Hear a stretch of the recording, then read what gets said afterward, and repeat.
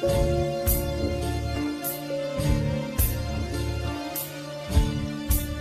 labor in Pakistan is the employment of children for work in Pakistan, which causes mental, physical, moral, and social harm to them. The Human Rights Commission of Pakistan estimated in 1990s about 11 million children were working in the country, half of which were under the age of 10. According to International Labour Organization, in 2015, some 168 million children remained trapped in the child labor, while at the same time there are 5 million young persons aged 15 to 24 years who are unemployed and many more who must settle for jobs remain jobless. According to ILO, Asia has the largest number of child laborers, especially Pakistan. According to a survey in Pakistan, about 3.8 million children of age 5 to 14 years are working out of 40 million population. बच्चे क्या नाम है आपका और कितने साल के हो? जमान खान, मैं 12 साल का हूँ। अच्छा 12 साल के हो। क्या करते हो? वजन कर रहा है।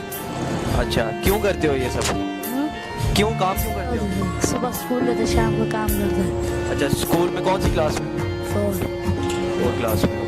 तो अगर क्या कहते हैं आप ये काम छोड़ दो तो पढ़ाई बेहतर होगी आपकी? जी। कितनी बेहतर होगी? बहुत। काम छोड़ के घर खर्चा कोई चलाएगी, बस सब्जी वगैरह कोई लेके आएगा। अच्छा क्या शौक है आपको, वैसे क्या बनना है आपको?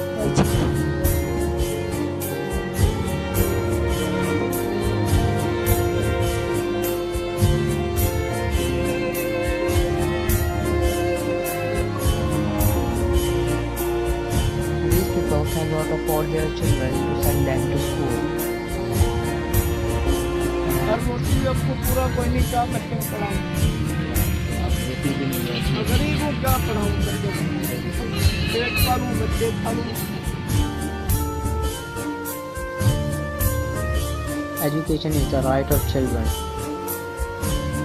These children have the right of being laughing, playing, and being happy, and mentally free. But these words are hardly recognized by the ones you thought are in existence. If these poverty-stricken people get education, they can change their living standard. We also have some examples among these people though. मेरे बचपन का आगाज कूड़ा चलने से हुआ था, जैसे मैंने आपको पहले बताया। मैं पाकिस्तान में जो झोंपड़ी में लोग रहते हैं उन्हीं में से एक हूँ, और मेरे अब्बू गधा गाड़ी चलाते हैं और मेरी अम्मी घरों में मासी के तौर पे काम करती है।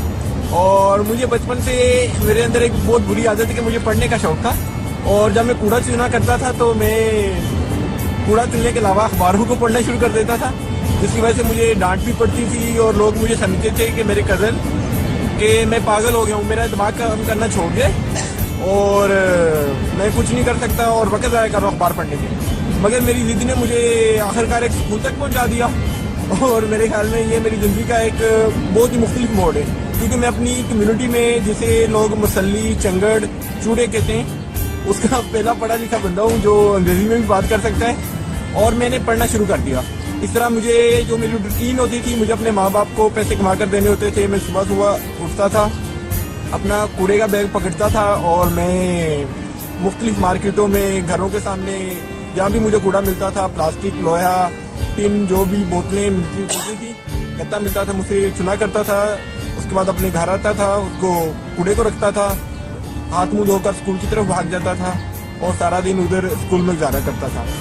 स्कूल में भी मुझे बहुत से मुख्तलिफ तस्सुबात का सामना करना पड़ता था। जैसे मेरे टीचर समझते थे कि मैं मसलियां दा मुन्ना थे, मेरा दिमाग काम नहीं कर सकता, दे कंसिडर मी डम।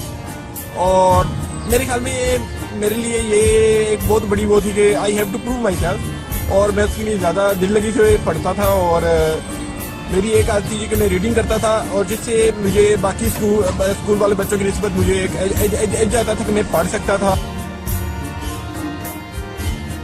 Pakistan is full of talented students. These students have progressive attitudes, but they are lack of resources.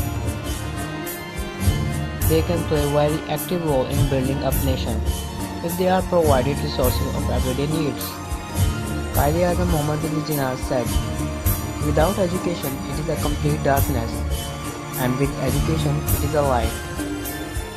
Pakistan is proud of her youth, particularly the students who are nation builders of tomorrow.